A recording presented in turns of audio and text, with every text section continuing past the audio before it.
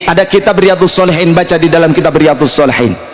Ada dari Sayyidah Aisyah radhiyallahu anha bahwasannya anna Quraisyan ahammahum sya'nul mar'ati saraqat.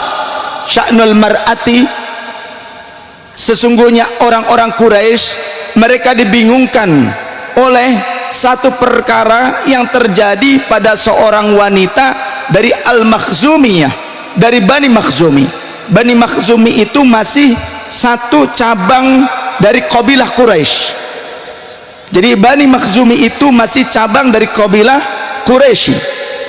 Ada seorang wanita dari kalangan Bani Makhzumi yang mencuri sarakat, sedangkan dia itu wanita dari keluarga terhormat, dari keluarga pembesar, dari keluarga syarif, dari kerabat Rasul sendiri, karena Rasul dari keluarga Quraisy, ini pun dari bagian kabilah Quraisy juga, Bani Makhzumi.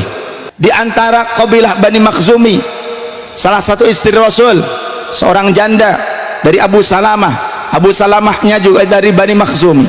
Kemudian juga Ummu Salamah yang akhirnya ketika Abu Salamah wafat menikah dengan Rasulullah, itu juga dari Bani Makhzumi.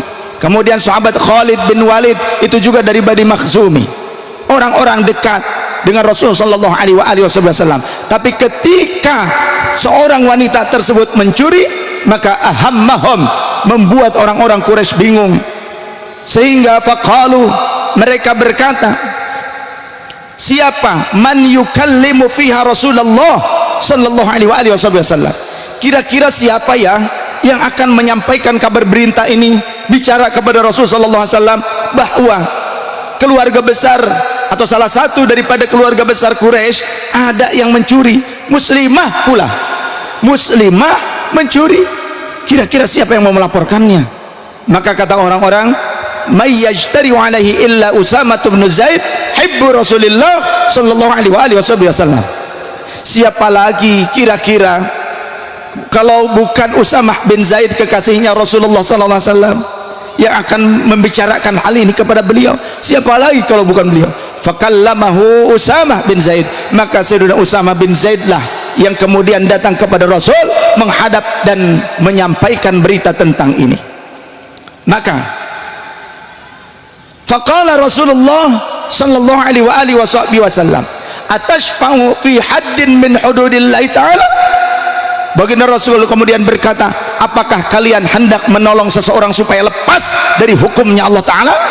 Apakah kalian ingin membantu seseorang supaya tidak ditegakkan hukum Allah terhadap dia?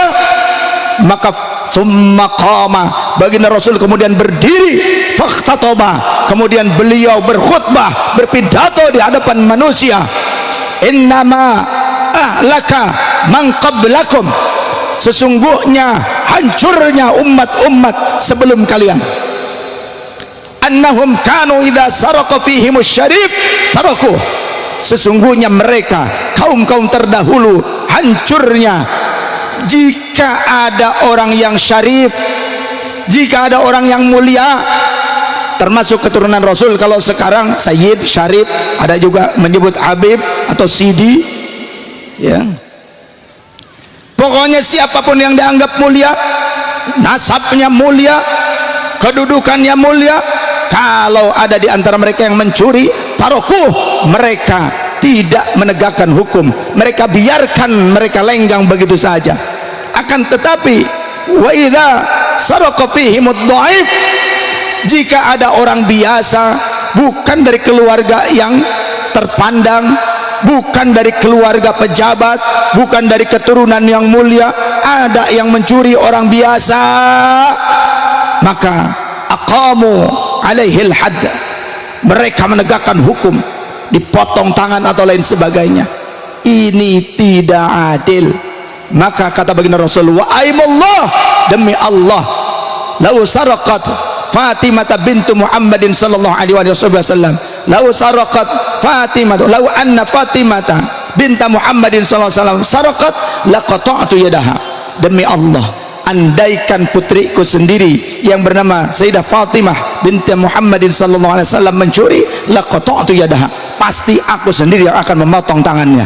Tapi tidak mungkin Sayyidah Fatimah mencuri, tidak mungkin.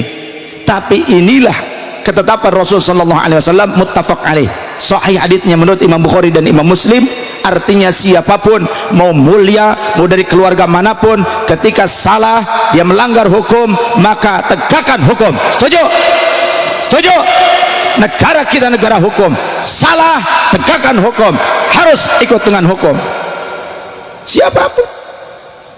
Ya, mau saya keluarga mulia, terserah saya tidak dosa lain sebagainya.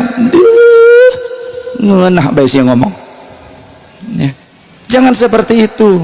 Kita harus patuh dengan hukum, kita harus hargai orang lain. Jangan selalu kita ingin dimuliakan tapi kita tidak berupaya untuk memuliakan orang lain.